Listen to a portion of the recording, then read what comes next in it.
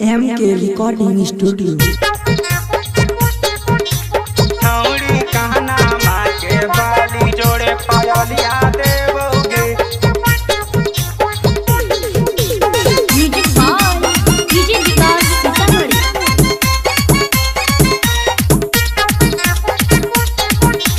छौड़ी कहना माँ के बाली चले चले चले गे छौड़ी पटना सहरिया गे।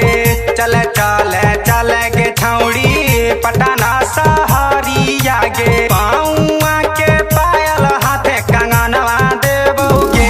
छौड़ी कहना माँ के बाली जोड़े पायलिया देवोगे। छौड़ी कहना माँ के बाली जोड़े पायलिया देवोगे। चले चले चले गे छौड़ी पटना सहरिया गे। चले चले चले गे छौड़ी पटना सहरिया गे। पाऊआ के पायल हाथे कंगनवा देवोगे। छौड़ी कहना माँ के बाली जोड़े पायलिया देवोगे।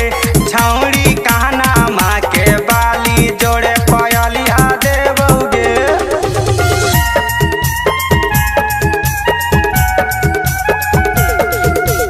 म्यूजिक बाय डीजे विकास सीतामढ़ी।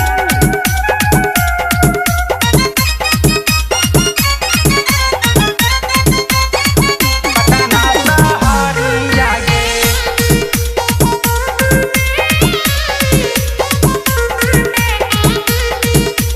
छौड़ी कहना माँ के बाली कमर कर धनिया देबो माथे मंगटी का बागे। कमर कर धनिया देबो माथे मंगटी का बागे। माथे मंगटी का बागे। माथे मंगटी का बागे।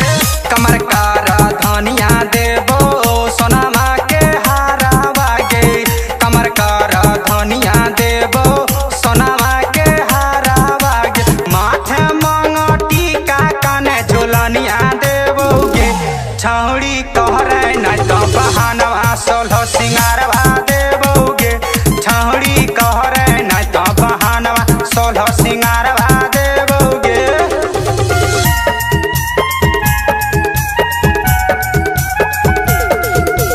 म्यूजिक बाय डीजे विकास सीतामढ़ी।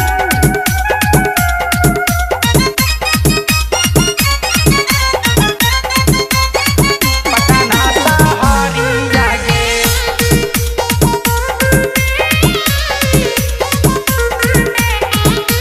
छौड़ी कहना माँ के बाली गौतम दीवाना का छौड़ी लगी गेलो दिला बागे। सागर दीवाना का छौड़ी लगी गेलो दिला बागे। लगी गेलो दिला बागे। लगी गेलो दिला बागे। राइटर मितल के छौड़ी लगी गेलो दिला बागे। पंकज बिहारी का छौड़ी लगी गेलो दिला बागे। पाऊआ के पायल हाथे कंगनवा देबोगे। छौड़ी कहना माँ के बाली जोड़े झुलनिया देबोगे। छौड़ी कहना माँ के बाली जोड़े झुलनिया देबोगे। MK Recording Studio।